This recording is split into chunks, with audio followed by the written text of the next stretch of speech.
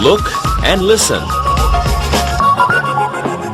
If I lose my wallet, I can't go to the circus.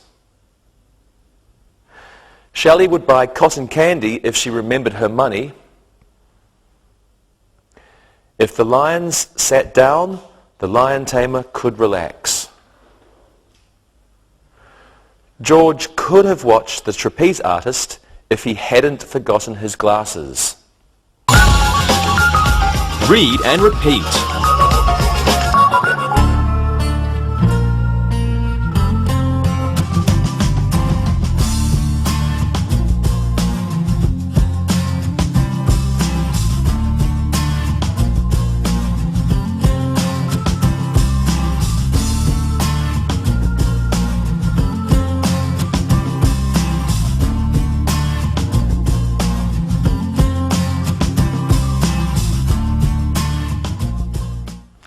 And now let's look at infinitives.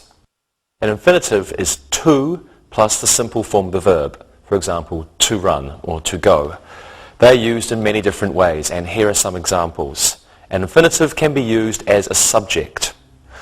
To build a nice amusement park is difficult.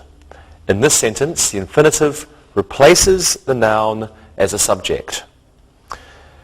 Okay, it is difficult to go on the roller coaster after you eat. In this sentence, an infinitive is following it as a subject of a sentence. Another sentence for you. Fred has always wanted to work at an amusement park. So in this sentence, the infinitive is the object of the verb wanted. Wanted to work. I always go on the bumper cars to learn more about car driving. So in this sentence, an infinitive is being used to show the purpose of an action or the reason for doing the action. Next one, it is difficult for little children to go on a Ferris wheel. For plus a noun, as in difficult for children, is often used with an infinitive. Let's practice this. Lewis, what do you think about merry-go-rounds? It's wonderful for people to go on them when they're in love. Riding on them can be very romantic. You're right.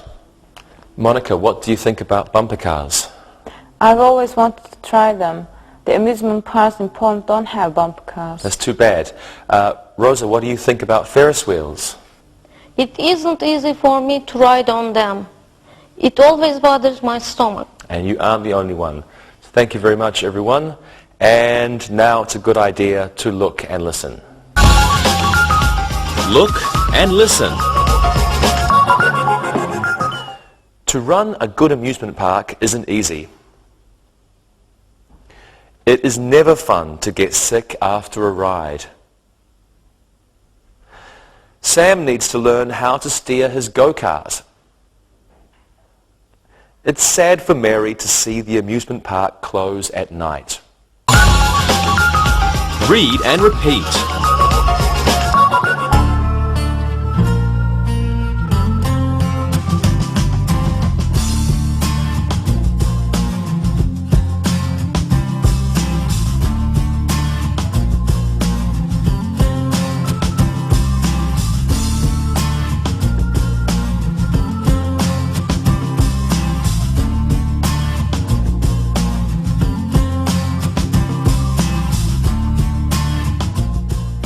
Now let's do some exercises. Let's do a fill in the blanks with the appropriate verb tense of the verb given. Monica, you can go first. The gravediggers clean their shovels. The gravediggers are cleaning their shovels. Good. The gravediggers are cleaning their shovels. Rosa, one for you. The bats live in that castle for years. The bats have lived in that castle for years. Very good. The bats have lived in that castle for years. And Lewis, one for you. Frankenstein have tea with Dracula tomorrow. Frankenstein is going to have tea with Dracula tomorrow. Great. Frankenstein is going to have tea with Dracula tomorrow.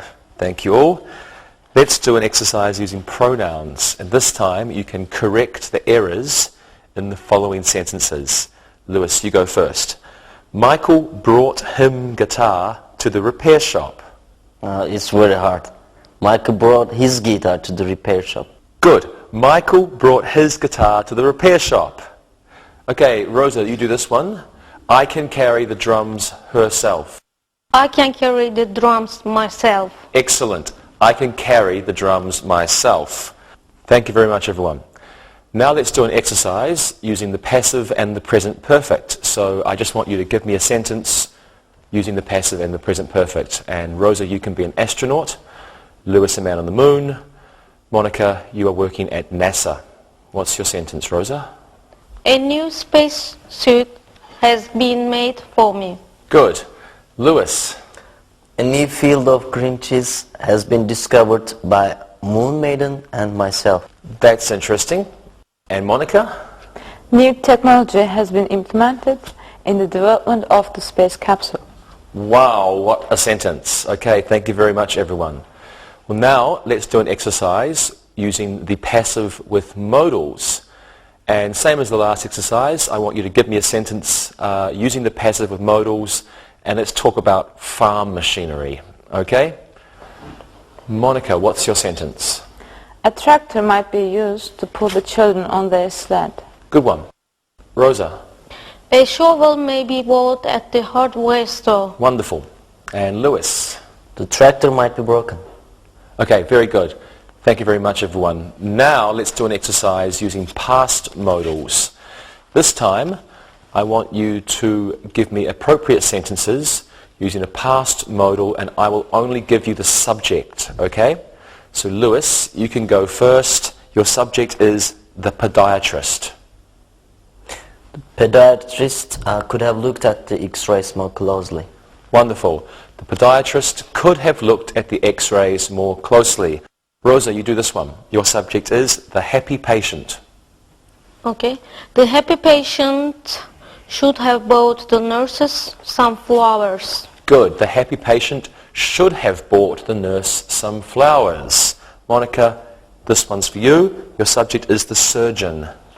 The surgeon would have operated on the woman. Fine. The surgeon would have operated on the woman. Thank you all. Okay. Now let's do an exercise practicing first, second and third conditionals. Lewis, you give us a sentence using the first conditional.